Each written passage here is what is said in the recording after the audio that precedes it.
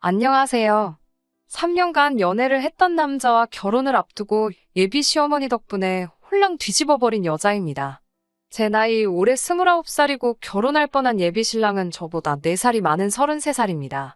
연애를 워낙에 길게 하기도 했고 예비 신랑이나 저나 결혼 정년기나 마찬가지였고 예비 시부모님들은 오히려 예비 신랑이 저를 만나느라 혼기를 다 놓치고 있다고 생각을 하셨다니 저도 예비 신랑의 적당한 프로포즈에 응하고 결혼 준비를 시작하고 있었습니다. 연애하는 내내 사실 예비 시부모님, 특히 시어머니가 되실 어머님께서 저를 별로 탐탁치 않게 생각하신다는 느낌을 받았던 적이 몇 번 있어요. 왜냐하면 연애 중에 한 번도 서로의 부모님께 보여준 적이 없었거든요. 3년이란 기간이 절대 짧다고만 볼 수 없는 긴 시간인데 저도 부담스러워서 선뜻 먼저 말을 꺼낸 적이 없었습니다. 하지만 무엇보다 예비 신랑이 나서서 자기 부모님들 보여주는 걸 꺼려했었습니다. 어렴풋이 자기도 알고 있었나 봐요. 시어머니를 미리 보여줬다간 결혼은커녕 연애도 유지 못하겠다는 사실을요. 아무튼 예비 신랑의 프로포즈를 받고 예비 시어머니 집에 초대를 받아 처음 가보게 된 날이었어요. 예비 시어머니께서 저를 보고 건넨 첫 마디는 이야기 많이 들었다. 잘 부탁한다는 등의 인사말도 아닌 우리 잘난 아들 마음을 누가 뺏었나 했더니 이 아가씨였구만 이었습니다. 그때는 그냥 웃어넘기고 말았는데 첫 인상이 그렇게 좋으신 분은 아니었어요. 식사하는 와중에도 저에 대한 궁금한 점은 그다지 물어보지 않으시고 위아래로 무슨 물건 훑어보듯이 계속 저를 쳐다보셨어요. 그렇게 식사가 끝날 때까지 불편한 눈치만 주실 뿐. 정말 말 한마디 없으시다가 식사가 끝나고 나서 식탁을 정리하시더니 냉장고에서 과일을 종류별로 꺼내오셔서는 칼하고 접시를 제 앞으로 쭉 밀어주시더라고요. 저는 뭔가 하고 멀뚱히 쳐다보고 있었는데 예비 시어머니께서 저한테 뭘 구경만 하고 가만히 앉아있냐고 하시더군요. 과일 깎는 걸 한번 봐야겠다고 하시며 어디 한번 깎아보라고 하시더라고요. 저도 깎으라고 무조건 과일 깎는 그런 사람도 아니었고 사실 이런 것들은 이미 먼저 시집간 친구들에게서 들은 이야기도 있고 해서 암만 시어머니 되실 분이 시킨다고 원하는 대로 할 생각도 없었어요. 단지 설마 했지만 제 시어머니 되실 분이 저한테 이런 걸 시키실 거란 생각을 하지 못했죠. 어머님께 어머님, 저는 과일을 껍질째 먹어요. 예랑이가 자기는 과일을 깎아 먹는다고 해서 저희끼리는 과일 먹을 때 깎아 먹을 사람은 직접 깎아 먹기로 했어요. 라고 말씀드리고 과일 접시를 예비 신랑 쪽으로 쭉 밀어버렸어요. 실제로 예비 신랑과는 연애하던 기간에 말했던 이야기이기도 했고 예비 신랑도 자기 어머니의 의도를 눈치챘는지 적당히 저에게 맞장구를 쳐주며 그렇게 하기로 했다고 넌지시 웃으며 상황을 넘기더라고요. 예비 시어머니께서는 그 길로 예비 신랑 앞으로 넘어간 과일 접시를 다시 뺏어오시더니 인상을 잔뜩 찌푸리시고는 아무 말도 없이 과일을 손수 깎아주시더라고요.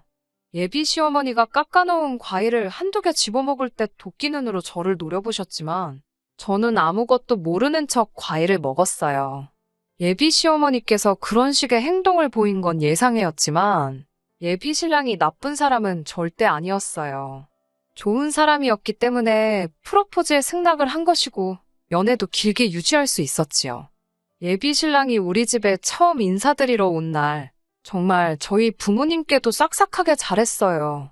제 여동생한테도 정말 넉살맞게 잘했고 집에 갈 때쯤이 되니까 제 동생은 이미 예비 신랑을 형부라고 부르면서 잘 따르더라고요.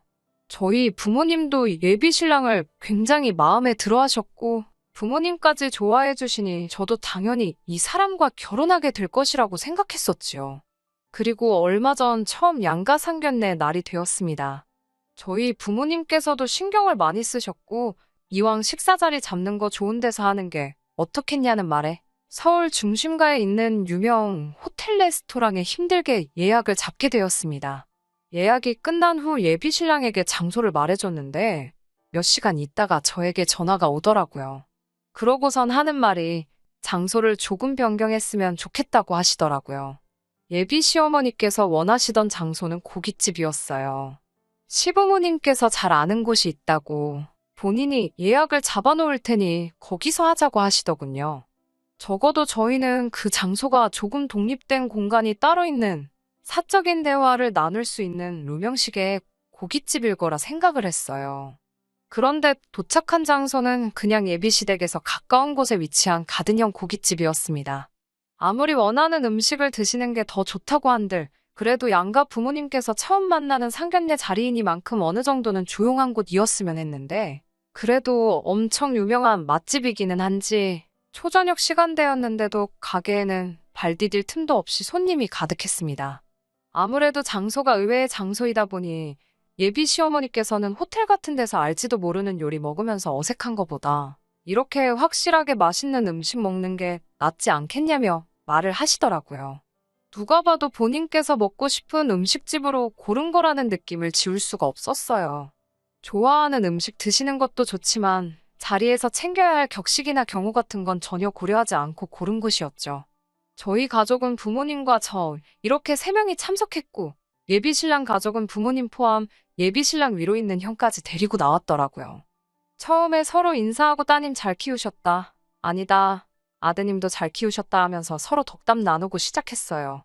그때까지만 해도 분위기가 좋았는데 예비 시어머니께서 저희 어머니한테 예비 사도는 고기를 참 많이 드셨나 보다. 고기를 많이 드셔서 빵점짜리 어머니가 되셨나 보네. 이러더라고요. 그러면서 괜히 고깃집에 데려온 게 아닌가 몰라 하면서 깔깔 웃더라고요.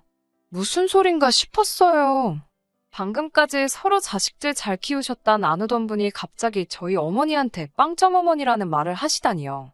무슨 소린가 했더니 진짜인지는 모르겠는데 무슨 육류가 산성음식이고 산성음식을 많이 먹으면 나를 낳는다나 어쩐다나 한다고 하더래요.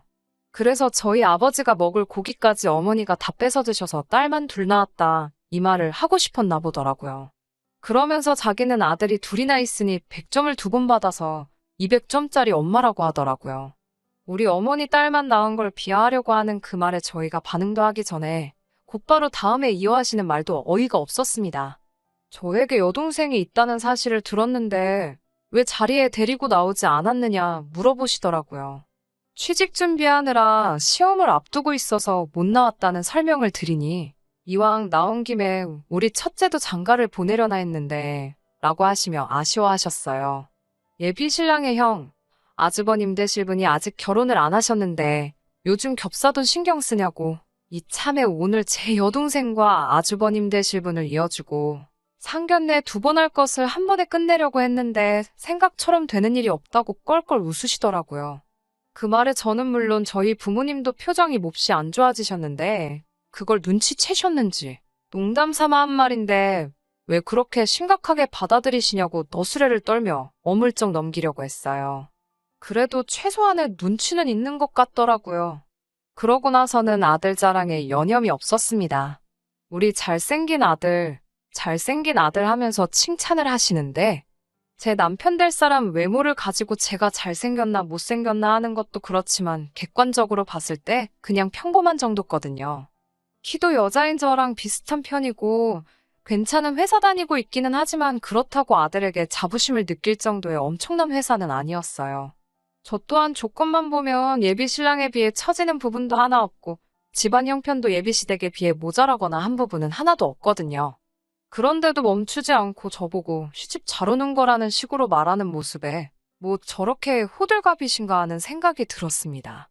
그러고 있다가 얼마 안 있어서 주문한 고기가 나오기 시작했습니다. 정말 웅성거리는 소리도 소리지만 쉴 틈 없이 쏟아내시는 예비 신랑 자랑 때문에 무슨 대화가 오갔는지 잘 기억이 안 날 정도로 정신이 없었어요. 양가 어른들이 첫 만나는 자리에 중요한 이야기 오고 가기에는 어울리는 장소는 아니었지만 웅성거리는 실내와 손님 수가 이해가 될 정도로 지역에서 유명한 맛집인 사실은 분명했어요. 제 입맛에 맞는지 엄청 맛있더라고요. 뭐 이야기할 분위기도 아니고 이왕 이렇게 된 거 밥이나 맛있게 먹자는 생각으로 고기를 추가로 더 시켰어요. 추가된 고기가 나오고 직원분이 고기를 맛깔나게 다 구워주셨습니다. 다 익어서 먹어도 된다고 하는 말에 팔을 뻗어 고기 쪽으로 향하니 시어머니 드실 분이 자기 젓가락으로 제 젓가락을 탁 쳐내더라고요. 먹으려던 걸 제지당한 것보다도 아무리 시어머니 되실 분이라고 해도 본인이 밥 먹던 젓가락으로 제 젓가락을 쳐내는 건 조금 경우가 아닌 행동이잖아요. 그래서 뭐 하시는 거지? 하는 표정으로 예비 시어머니를 쳐다봤습니다. 그러더니 하시는 말이 너도 너희 어머니같이 빵점짜리 엄마가 되고 싶은 거냐고 고기 좀 그만 먹으라고 하더라고요.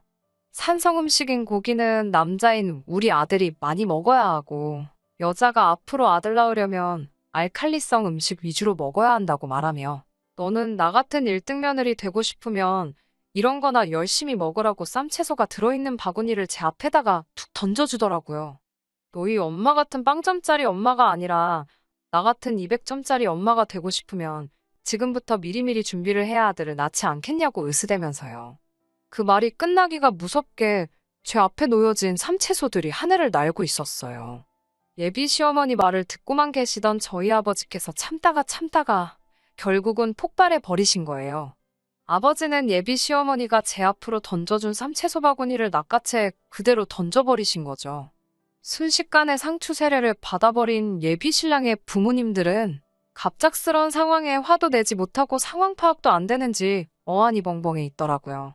아들 둘 낳은 게 두 분한테는 얼마나 큰 자랑인지는 모르겠지만 대놓고 내 와이프한테 점수 매기며 여태까지의 우리 결혼 생활을 부정하는 사람들에게 저를 시집 보낼 생각이 없으시다고요. 이 일로 하여금 제가 아버지를 원망하게 된다고 해도 상관이 없고 애초에 아버지는 저를 그런 일로 가족들과 등지고 살 사람으로 키우신 적 없다고 하더라고요. 이에 질세라 저도 같이 한마디를 했지요. 어머님도 두 아들을 둔 어머니이기 이전에 집에서는 딸이지 않으시냐고.